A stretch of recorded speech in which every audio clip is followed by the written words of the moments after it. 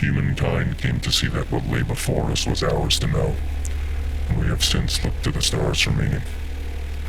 Amidst the trivialities of existence, they have watched over us, and forgiven us our awe and wonder, the briefest respite between our labors and strife.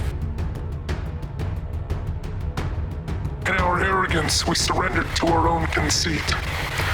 Our search became our right, and for millennia we spread our message of our rightful place amongst the stars with one another. The stars aligned, we proclaimed, to provide us with the guidance we required. Our labors became our destiny, our wars our triumph. We assumed our place amongst the stars. And the stars watched over us, shimmering in approval. In time we forgot. We grew indifferent to our watchful stewards and turned our attention away from them. We turned to one another.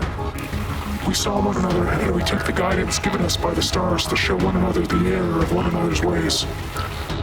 The stars have shown us, we proclaimed, the labors we have undertaken and the wars we have fought sanctioned by the stars and just by their guidance.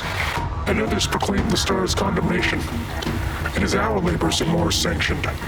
The stars have shown us, the others proclaimed. In our arrogance, we tore the stars from one another.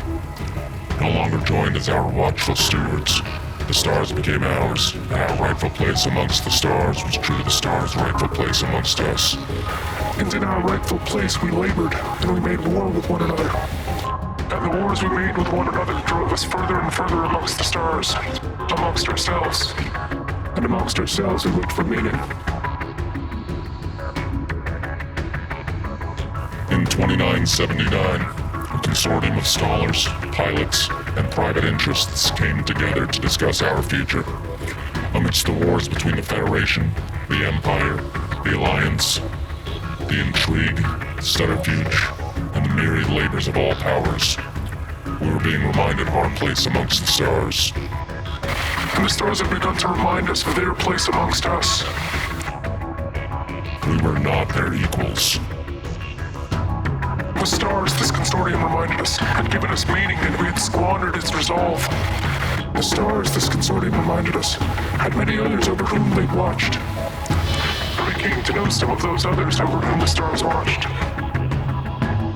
The guardians had taken their place amongst the stars long before us. The Fargoods had taken their place as well. And they too, the stars reminded of their place.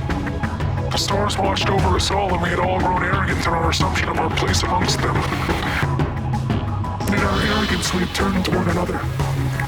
We had once come to know our place amongst the stars was our own, this consortium reminded us. And this consortium reminded us that the stars had watched us come to know these things. The stars have begun again to provide us with meaning this consortium now wants us to know. And this consortium is resolved to remind us of this meaning. For this meaning is given us by the stars. This meaning is given us all, and this resolve the purpose of our labors, our strife.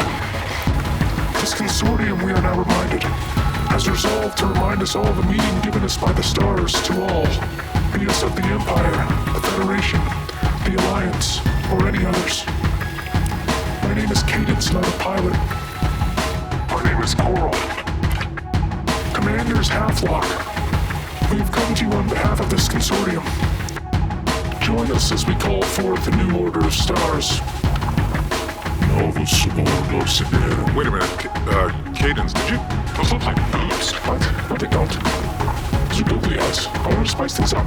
Those look like a set of boobs, Cadence. I don't see it. Why would you even change our graphics before live broadcast? Yeah, I know the zero is, but this whole restructuring made everything look like boobs.